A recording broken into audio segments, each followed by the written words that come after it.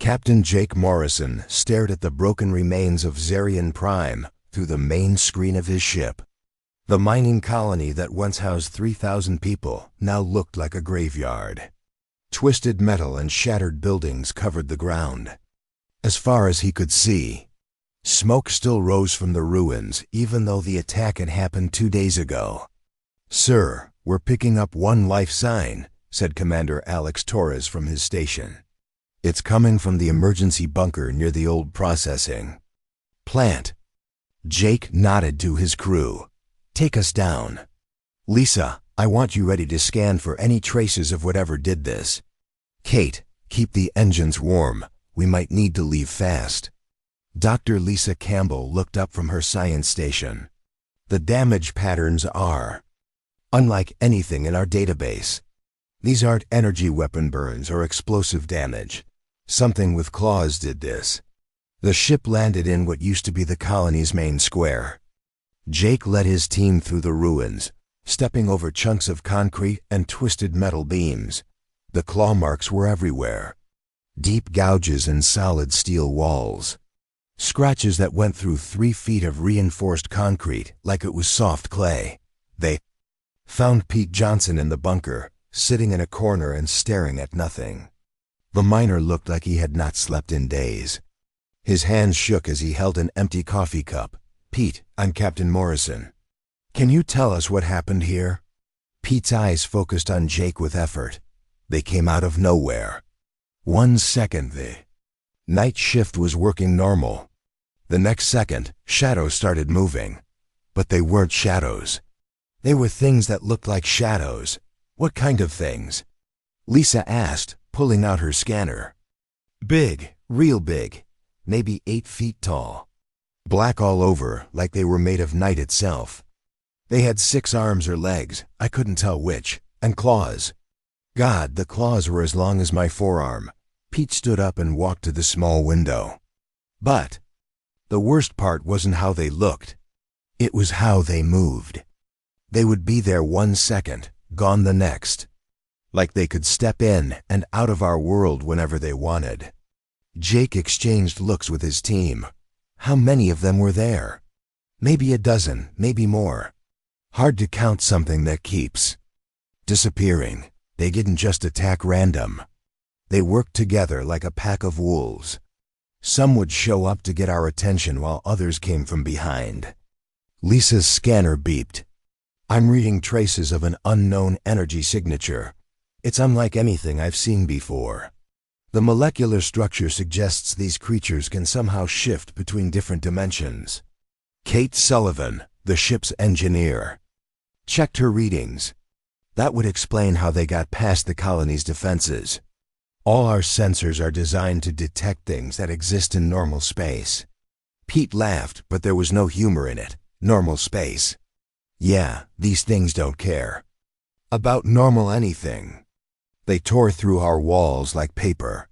Our weapons couldn't even touch them half the time. The shots would go right through them like they weren't there. "Did they say anything? Make any sounds?" Jake asked. "They talked to each other. Not with words we could understand, but you could tell they were communicating, planning. The scary part was how they looked at us. Like we were just bugs. Not even worth their time except as practice." Jake helped Pete gather his things. As they walked back to the ship, he contacted Federation Command. Admiral Helen Park appeared on his communication screen, her face serious. "Captain Morrison, I've been reviewing your initial report. The Galactic Council is calling an emergency session. This is the 3rd colony attack in 2 weeks. 3rd attack? Admiral? We weren't told about the others. The information was classified. The Council didn't want to cause panic. But now they can't hide it anymore. These creatures, whatever they are, represent a threat unlike anything we've faced." Back on his ship, Jake watched as Lisa ran tests on the samples she had collected. The results made no sense according to everything they knew about alien biology. "Captain, these creatures exist partially in our dimension and partially somewhere else. I think they can choose which dimension to interact with at any given moment. That's why weapons sometimes pass through them. Alex Torres brought up the tactical analysis. If they can phase in and out of reality, our standard defense systems are useless. No wonder they destroyed 3 colonies so easily. Jake studied the data. Every other species in the Federation had the same reaction when they heard about these creatures. Run, hide, build bigger walls. The Xanthari had already started evacuating their outer colonies. The Kylothians were demanding that the entire sector be declared off-limits. But Jake saw something different in the attack patterns. These weren't random raids by mindless beasts. The creatures had been selective. They destroyed the colony's defenses first, then systematically eliminated resistance. They left the archives and data storage intact, almost like they wanted to. Study human technology and culture. Sir, we're receiving new orders from command, Alex said. We're to return to Federation space immediately. The entire sector is being classified as a no-go zone. Jake looked at the data one more time. 3 colonies destroyed, thousands dead. An enemy that could appear and disappear at will. Every species in the galaxy was ready to write off this entire region of space rather than face these creatures. But humans had always been different. While other species saw impossible odds, humans saw interesting challenges. Where others saw certain death, humans saw puzzles waiting to be solved. Alex, set course for the edge of the restricted zone. Kate, I want you to start working on modifications to our sensors. If these things can phase between dimensions, maybe we can learn to detect them. Sir, our orders are to return to Federation space, Alex said carefully. Jake smiled the kind of smile that had gotten humans into trouble across the galaxy for centuries. Our orders are to investigate threats to Federation security. I'd say creatures that can destroy entire colonies qualify as threats worth investigating. Lisa looked up from her console. Jake, the Council has classified these creatures as Class X threats. That means immediate retreat and containment, not investigation. The Council has never been human, Lisa. They don't understand that sometimes. The best way to deal with a dangerous situation is to walk straight into it and figure out what's really going on. As the ship moved toward the edge of known space, Jake Morrison made a decision that would change everything. While every other species in the galaxy prepared to hide from these shadow creatures, humanity was about to do what it did best. They were going to try the one thing that no one else was crazy enough to attempt. They were going to try to understand them. Jake's ship moved through space toward the last known location of the creatures. 3 days had passed since they left Zarian Prime, and Lisa had been working non-stop to understand what they were dealing with. I've been analyzing the energy. Readings, she said, bringing up her data on the main screen. These creatures don't just phase between dimensions. They live in what I'm calling the shadow realm. It's like a dark mirror of our reality. Kate looked up from her engineering station. That explains why our sensors can barely detect them. They're not fully here most of the time. Alex studied the tactical reports from the destroyed colonies. The attack patterns show intelligence. They hit the power stations first, then communications, then escape routes. This isn't random violence. They're hunting with purpose. Jake, read through the Federation reports that had just come in. The news was bad. The creatures had hit 2 more colonies while his ship traveled through space. The death count was now over 15,000 people across 5 different worlds. Admiral, Park is ordering all Federation ships to pull back to the inner systems, Alex said. The Galactic Council is meeting right now to discuss a complete evacuation of the Outer Rim. What about the Draxan Empire? They've got the biggest military in the galaxy, Jake asked. They sent 300 ships to hunt down these creatures. 2 days ago, Alex replied quietly. No one has heard from the fleet since yesterday. The silence on the bridge was heavy. 300 Draxan warships represented enough firepower to destroy entire star systems. If these creatures could make that fleet disappear without a trace, what chance did one human exploration ship have? "Sir, we're approaching the coordinates where the Draxon fleet was last seen," Kate announced. The main screen showed empty space. No ships, no debris, no signs that a massive fleet had ever been there. It was as if 300 vessels and their crews had simply stopped existing. "Lisa, are you picking up any traces of the Shadow Realm activity?" Jake asked. "Yes, but it's fading fast. Whatever happened here ended recently. The dimensional barriers are still settling back to normal." Suddenly, the ship's lights flickered. Emergency alarms started blaring as something huge appeared on their sensors. But the reading lasted only for a second before vanishing again. "What was that?" Alex demanded, checking his instruments. "Something big just looked at us," Lisa said, her voice tight with fear. "I mean really looked at us. Like it was studying our ship." Jake felt the hair on his neck stand up. They weren't alone out here. Something was watching them from the Shadow Realm, deciding whether they were worth its attention. "Kate, can you get us some kind of protection? Maybe modify our shields to work against dimensional intrusion?" "I can try, but I'm working blind here. We don't understand their technology well enough to defend against it." Over the next few hours, they began to see signs of the creature's presence.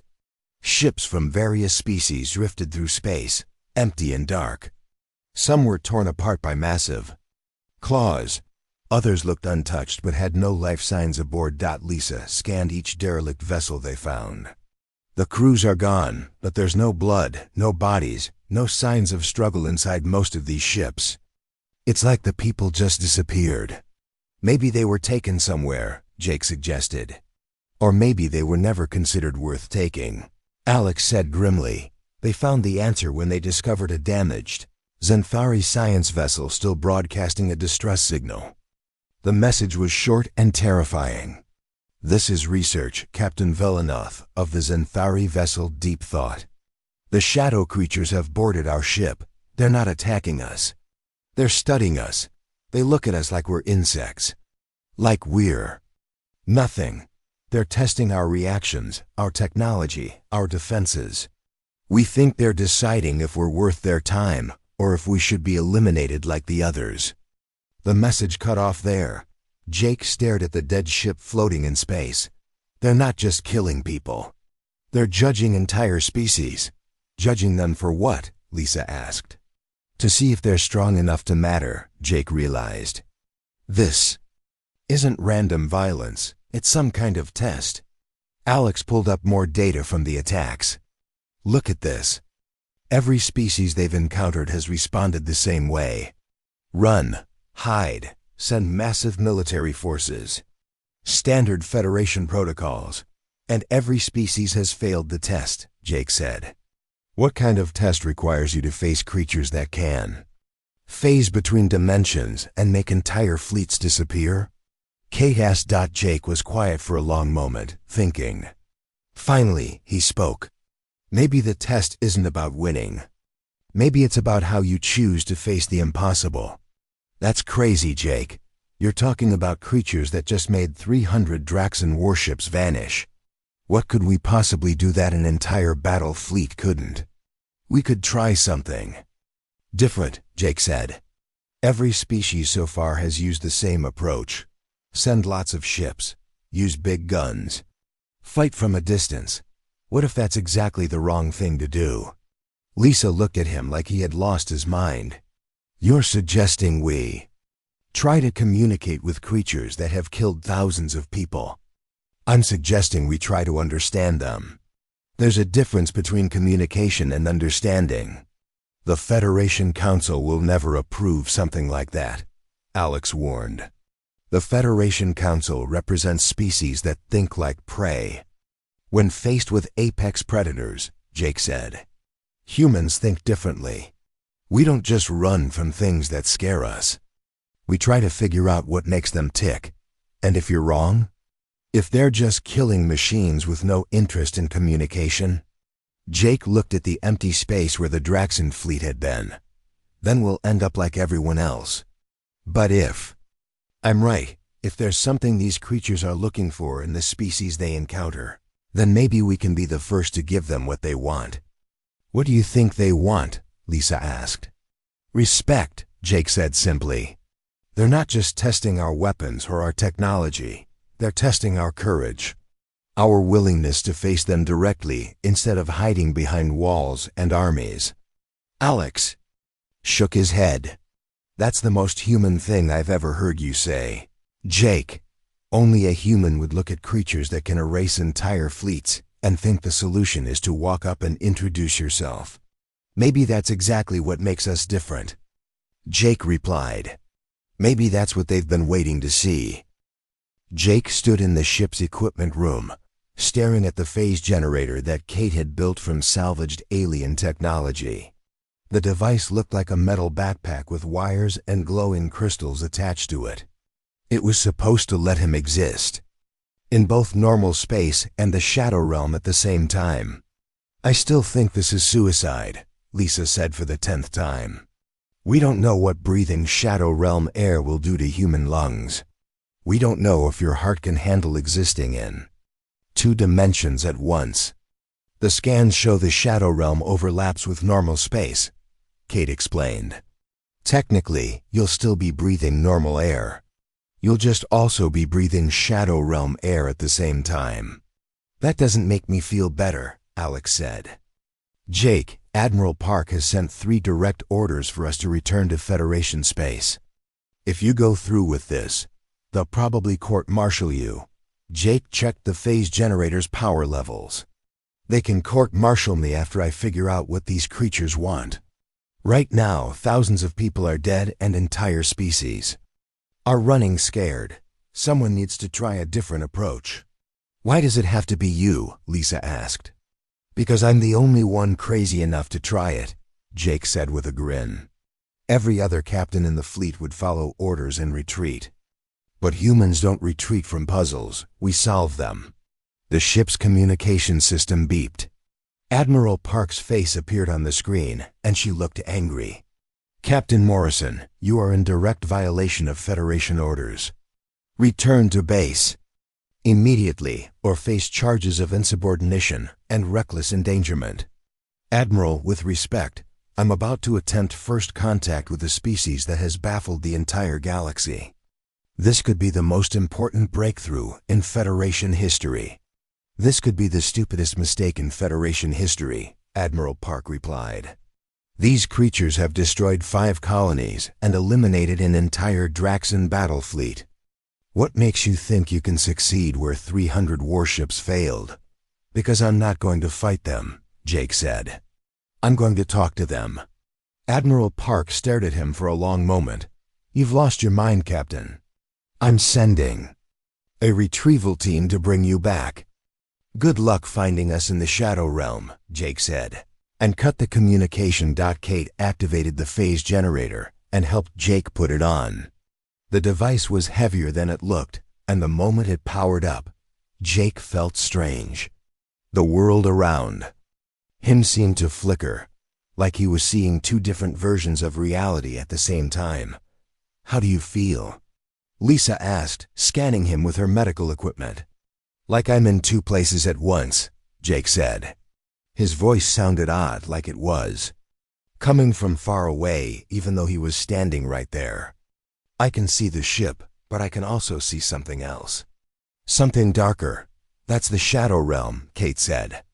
The generator is working. You're existing in both dimensions simultaneously. Jake looked around and saw his ship's bridge, but he also saw something else overlapping it. Dark corridors that went in directions that didn't make sense. Walls that seemed to be made of living shadow. And movement in the distance. I can see them, Jake said quietly. They're here. They've been watching us this whole time. Can you communicate with them? Alex asked. I don't know. But I'm about to find out. Jake walked through the ship's corridors, but with each step, the Shadow Realm became more real and the normal world became more like a ghost image.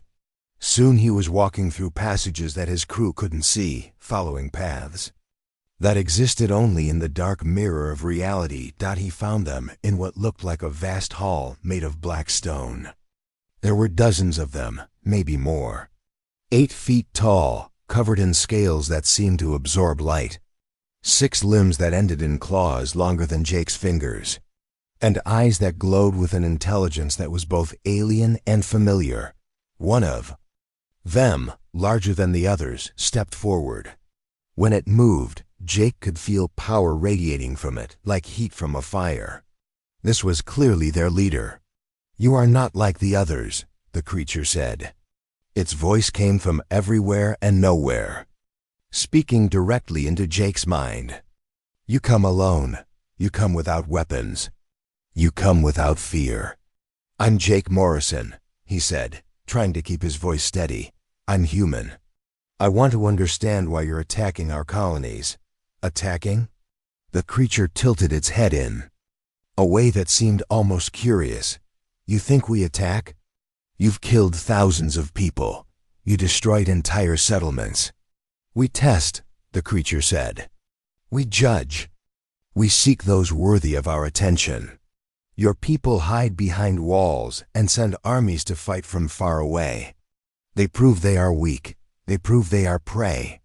Jake felt a chill that had nothing to do with the Shadow Realm's cold air. "You're testing us? Testing entire species? For millennia, we have watched the galaxy fill with weak creatures who call themselves civilized. They spread across the stars like infection, but they have no strength, no courage, no fire in their spirits. They are hollow. What are you looking for?" The creature moved closer, and Jake forced himself to stand still even though every instinct told him to run. "We seek those who can stand beside us. Those who can face the dark without flinching. Those who choose courage over safety. And if we fail your test, then you join the others we have removed from the galaxy. The universe has no place for cowards who contaminate the strong with their weakness." Jake realized he was having the most important conversation in human history. This creature and its kind weren't just random killers. They were judges, deciding which species deserved to exist and which should be eliminated. "What if I told you that humans are different? That we don't hide behind walls when faced with the impossible?" The creature's eyes blazed brighter. "Prove it." "How? You stand here in our realm, speaking to me without weapons or guards. That is more courage than any other species has shown. But courage alone is not enough. You must prove you have the strength to back up your brave words. What kind of proof do you want?" The creature's mouth opened in what might have been a smile, revealing teeth like black daggers. "Face me in combat, small human. Show me that your species has the fire we seek. Win or lose, you will earn our respect. But if you run, if you call for help, if you show weakness, then your species will be judged as we have judged all the others." Jake looked at the creature that towered over him, at claws that could tear through steel, at a being that existed in dimensions he could barely comprehend. Every rational part of his mind screamed that this was insane, but Jake Morrison was human. And humans had never been rational when faced with the impossible. Jake looked up at the massive creature standing before him. The being was twice his size, with claws that could cut through steel and strength that could crush bones. Every logical part of his mind told him to run, but running would doom his entire species. "I accept your challenge," Jake said, his voice steady despite the fear coursing through him. The creature's eyes glowed brighter. "I am Scareth the Deathbringer, alpha of this pack. I have lived for 1,000 of your years. I have never been defeated in combat. You are brave, little human, but bravery without strength is just foolishness." "Maybe," Jake said, moving into a fighting stance, "but humans have always been a little foolish." The other creatures formed a circle around them. Jake could feel their eyes watching, judging, waiting to see if humanity would prove worthy, or if they would witness another species fail their test. Scareth moved first, faster than Jake thought possible. Claws swept through the air where Jake's head had been a split second before. Jake rolled to the side, feeling the wind from the attack ruffle his hair. "You move well for prey," Scareth said, spinning to face him again. "But movement alone will not save you." The creature lunged forward, all 6 limbs working together in a coordinated attack. Jake barely managed to dodge, throwing himself backward as claws raked the ground where he had been standing. The stone floor cracked under the force of the blow. Jake realized quickly that he couldn't win this fight with strength or speed. Scareth was superior in every physical way, but humans had always found ways to overcome superior opponents through creativity and determination. He studied Scareth's movements, looking for patterns. The creature was incredibly powerful, but it fought like something that had never faced real resistance. Its attacks were direct and overwhelming, designed to end fights quickly against weaker opponents. Jake started moving differently, not trying to avoid Scareth's attacks completely, but redirecting them. When the creature swung its massive claws, Jake would step aside at the last moment and use Scareth's own momentum against it. "Interesting," Scareth said after one of its attacks sent it stumbling past Jake. "You do not fight like the others. You do not try to match my strength." "I can't match your strength," Jake admitted, breathing hard. "But I don't have to. I just have to survive long enough to prove my point." "And what point is that?" "That humans don't give up, ever." Scareth attacked again, this time with more calculation. But Jake was learning too. He noticed that the creature's size made it slower to change direction. He began using the Shadow Realm's strange geometry to his advantage, ducking around corners that existed in dimensions the creature couldn't access as easily. Minutes passed, then an hour. Jake was bleeding from several cuts, his clothes torn, and his body aching, but he was still standing, still fighting, still refusing to yield. Scareth had barely been touched, but Jake could see something changing in the creature's eyes. Surprise, respect, and something else Jake couldn't identify. "You cannot win," Scareth said during a brief pause in their battle. "You know this, yet you continue to fight." "That's what humans do," Jake gasped, wiping blood from a cut on his forehead. "We keep fighting even when we can't win. Especially when we can't win. Why?" "Because sometimes not losing is the same as winning." Scareth studied him for a long moment. "You speak in riddles, little human. I speak in truth. You wanted to test my species. You wanted to see if we have courage. Look around you. Every other species sent armies. They tried to fight you with numbers and weapons. I came alone, with nothing but my bare hands, and I've been fighting you for over an hour, and you have lost. Have I?" Jake straightened up, despite the pain in his ribs. "You said this was a test of courage. I've shown you courage. You said you were looking for strength. I've shown you that humans don't break, no matter how hard you hit us. You have shown me persistence." "But persistence is not the same as strength, isn't it?" Jake asked. "What good is raw power if you give up when things get difficult? What good is being the strongest if you quit when you face something stronger? Humans have survived ice ages, plagues, wars, and disasters that would have destroyed other species. Not because we're the strongest, but because we refuse to quit." Scareth moved closer, looming over Jake like a mountain of shadow and claws. "You think your stubborn refusal to surrender impresses me?" "I think it should," Jake said, meeting the creature's burning gaze. "Because it's the one thing that separates the species that survive from the species that don't. It's the one thing that makes us worthy partners instead of prey."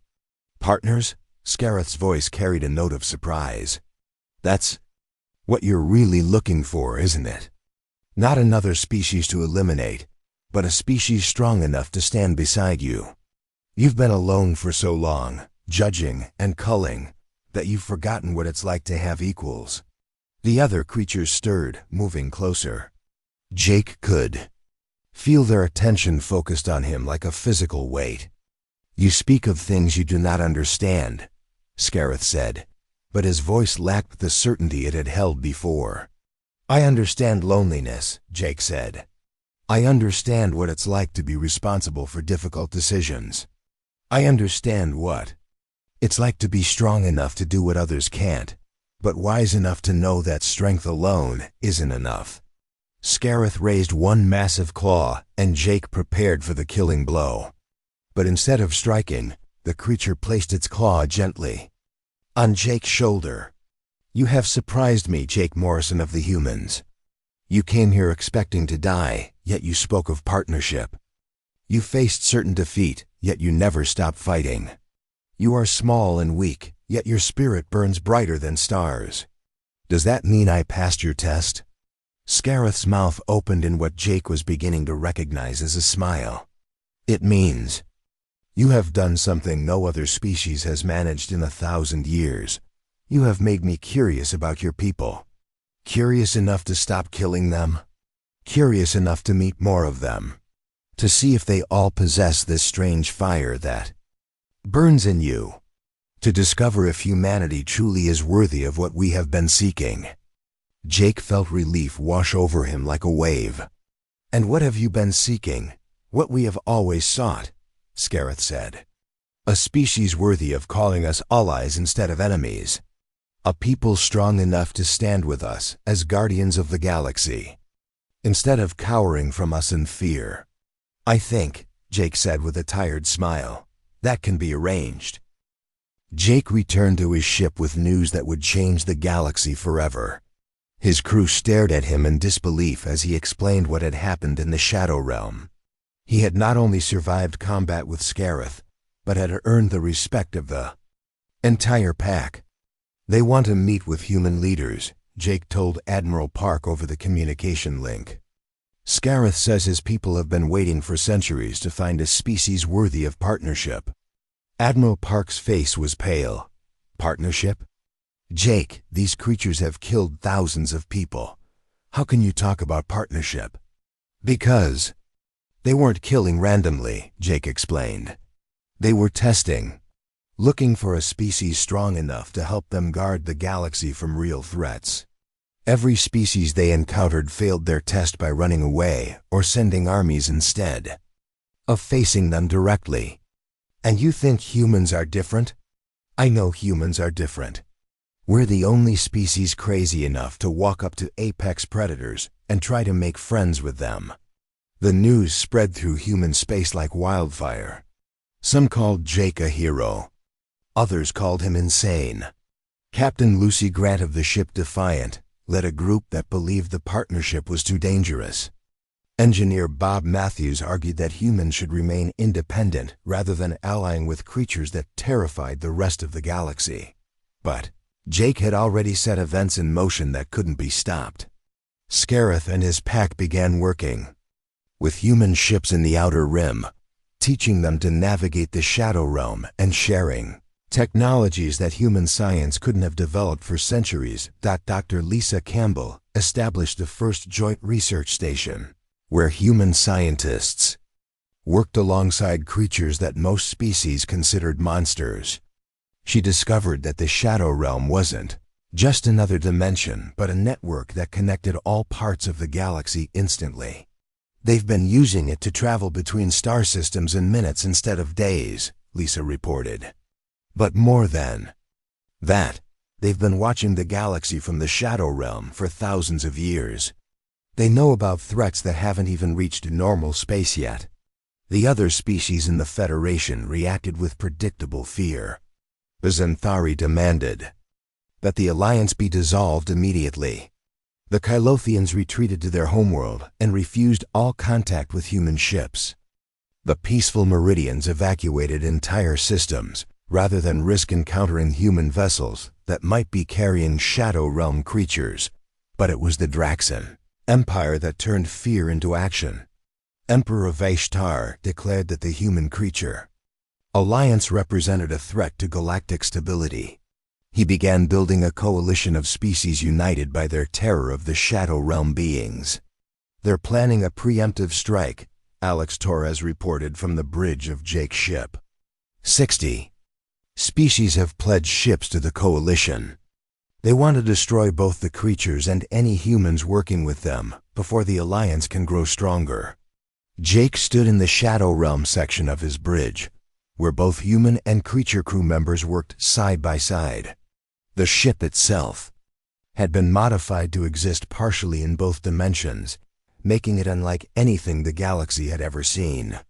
"How many ships are they sending?" Jake asked. "Over 2,000 vessels from across the galaxy. The largest fleet ever assembled." Scarith materialized beside Jake, his massive form flickering between dimensions. "They seek to destroy us out of fear. This proves they were never worthy of our attention." "They're afraid," Jake said. "Fear makes people do stupid things. But destroying them won't solve anything. It will just prove to the galaxy that they were right to be scared of us. What do you suggest, small friend?" Jake smiled at the term of respect that Scarith had begun using. "We show them that being strong doesn't mean being cruel. We prove that the Alliance makes the galaxy safer, not more dangerous." The battle that followed would be remembered as the day the galaxy learned that humanity had truly found its place among the stars. The Coalition fleet arrived, expecting to face scattered human ships and mysterious shadow creatures. Instead, they found a coordinated force unlike anything they had ever encountered. Human creativity, combined with Shadow Realm technology, created tactics that seemed impossible. Ships phased in and out of reality, appearing behind enemy lines before disappearing again. Human tactical innovation guided creature hunters to targets with precision that left Coalition forces bewildered. But Jake had given strict orders. Disable ships when possible. Capture rather than destroy. Show mercy to those who surrendered. The goal wasn't to win a war, but to end one before it could truly begin. The Coalition fleet, expecting a fight to the death, found themselves facing an enemy that offered quarter to the defeated and medical aid to the wounded. Human ships rescued Draxan pilots from damaged vessels. Creature healers used Shadow Realm techniques to save lives that would have been lost. Emperor Vashtar, watching his mighty fleet being systematically dismantled by an enemy that refused to kill unnecessarily, finally understood what Jake had been trying to tell the galaxy. This wasn't an alliance of conquerors. It was a partnership of protectors. The war ended not with a great battle, but with a message that spread across the galaxy. Jake Morrison, speaking from the bridge of his impossible ship, addressed every species in the Federation. The galaxy thought these creatures were untamable. They were right. But humans were never trying to tame them. We were trying to earn their friendship. And sometimes that makes all the difference. Years later, the Human-Creature Alliance became the foundation for a new kind of galactic civilization. Not one based on fear and separation, but on the understanding that the strangest partnerships often prove to be the strongest. Jake Morrison, now bearing ritual scars that marked him as both human and honorary creature, served as the first ambassador between the species. His ship, existing in multiple dimensions, patrolled the galaxy's borders alongside vessels that most beings still couldn't quite believe were real. And when new threats emerged from the dark spaces between stars, they found themselves facing not just one species of stubborn humans or one pack of Shadow Realm hunters, but an alliance that had learned something the galaxy had forgotten. Sometimes the best way to deal with monsters wasn't to fight them or flee from them. Sometimes the best way was to offer them friendship and see what happened next. The galaxy had learned that humans were indeed insane enough to try befriending apex predators. But they had also learned that sometimes insanity was exactly what the universe needed.